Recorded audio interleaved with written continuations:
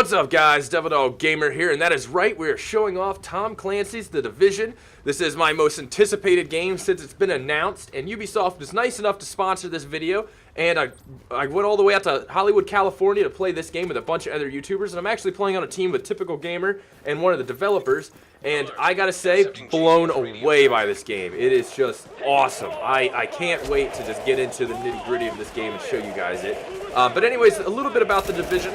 The Division takes place, and there was a biological attack, and everybody's pretty much dead or, you know, dying, and the city's kind of in quarantine, and you're part of a team that gets sent in to kind of help everybody else kind of gain control of the city. Now, there are certain groups that have taken over and done certain things that are, you know, you have to take out. And that's part of the RPG element of this game. This game definitely has an RPG element to it, along with a playstyle similar to Gears of War. It's definitely, if I got to hybrid it, I would say mix between Borderlands gunplay and weapons and Gears of War playstyle. It's definitely between those two, which is awesome because both of those did a lot of great things. So there's nothing wrong with that. Now, this is very heavily squad focused. You and your squad will move around the city and, you know, do missions, help kind of gain control. Along the way, you'll pick up stuff, you'll get new skills that you can use, and you will actually be able to go out and, you know, wreck stuff with all these new skills. There's plenty of them. There's you can actually drop a shield that can help your team out. One person can use medical stuff or a pulse to kind of scan enemies, and you know, you kind of stack these depending on how you want your team to work. And it actually, they complement each other perfectly. Now, the cool thing about the city is the atmosphere. There's definitely just body bags everywhere. Everything looks really run down, and it looks like a disaster's there. The area is just very, very desolate. It's very crazy. But at the same time, there are civilians still living in the quarantine area, and you'll see them scavenging for food, breaking into cars, stealing boxes of stuff, supplies from each other, which just gives it kind of that more desperation feel to it. You see these people struggling, and it's actually kind of crazy. Not only that, you see dogs, you know, trying to forage for food, which I also like to shoot.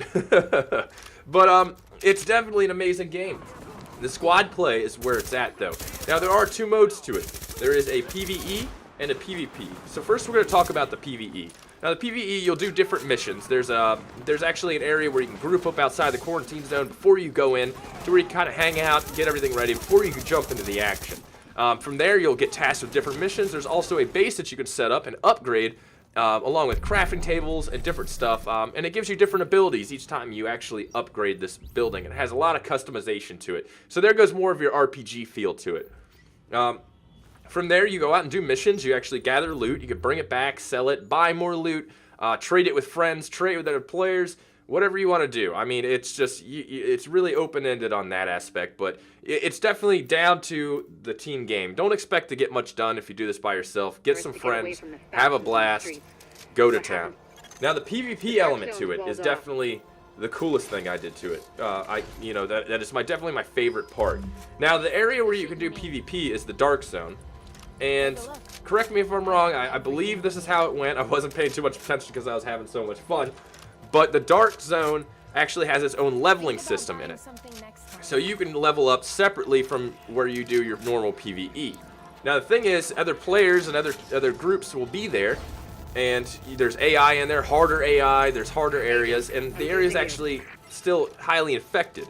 So there's certain areas that are blocked off unless you have certain hazmat gear on that you can't get to. And not only that, any item you grab from that area and pick up that you scavenge can't be taken out the way you came into it through the little airlocks. You actually have to get it medevaced out in a special container and get it kind of decontaminated. So look at it this way. You grab a bunch of nice, really cool guns, and you want to get them out. Well, now you got to call for a medevac, and there's certain little points for you to get it out, and you go there and you wait.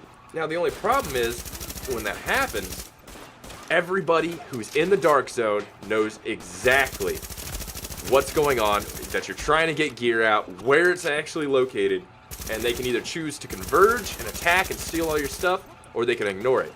Now, the thing is, the developer was telling us about some sort of penalties that you get when you kill outside the Dark Zone. You actually can go rogue to where you're spotted on the map for everybody, and you kind of become a big target for everybody because there's no penalty to kill you if you go and turn on another team or another person in your group, etc.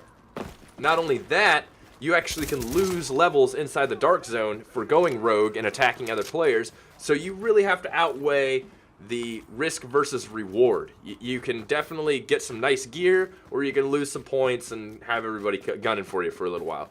I like that aspect. It's definitely, you have to think about your actions before you actually do them. And I really think that is a cool little twist to this whole thing. It's not just, I'm going to go in there and kill people. It's like, well, maybe we can have this group help us clear out these guys and we can split the loot that we find. Or we can wait for them to clear the area out, take the little hit we get, and take all their gear when they're trying to get it out of the zone. That's a really cool aspect to it, and I feel like that, you know, a lot of games have tried to replicate that. DayZ, other survival games, to either the weighing in of working together, but this kind of punishes you for not working together, but at the same time, it may be a reward, but you don't know. There's also a chance for you to lose gear. I did notice that when I died a few times in the dark zone, I could come spawn back into it, but it had a chance for me to drop some of my actual gear that I had equipped, and I could go get it back. So I could die randomly from an NPC and drop some gear, and somebody could come up and run up and grab my gear if I didn't get back to it fast enough. That's actually a cool aspect. So you don't lose everything when you die. It's a chance for a certain piece of gear to drop on your body, which is actually really cool. I definitely did enjoy it. Now, there is the environment itself is very awesome and very fluid. There's a lot to hide behind. The enemy AI is a flanking machine. Flanking machine. They will push on you, they will flashbang you, they will smoke you, they will flank around, they will jump from cover to cover. Some of them will just stand out there. The less smart AI will stand out there and kind of do their own thing and just shoot at you, while others flank around you. It's definitely, the AI itself is a challenge. It's not just players you're going to be looking at killing. You're going to have a hard time with AI, and it's definitely a level-based system. There's AI that will definitely be a lot harder for you to take out, and there's AI that will be a lot easier for you to take out. And the weapon customization. When you get weapons, they're all split into different categories. As a normal RPG, there's legendaries, you know, your good weapons, your common weapons, and your uncommon weapons. You can customize all of them. You can get suppressors, scopes, you know, different items that do different key facts to it. The weapon customization and the gear customization is definitely there, and it is actually really, really awesome.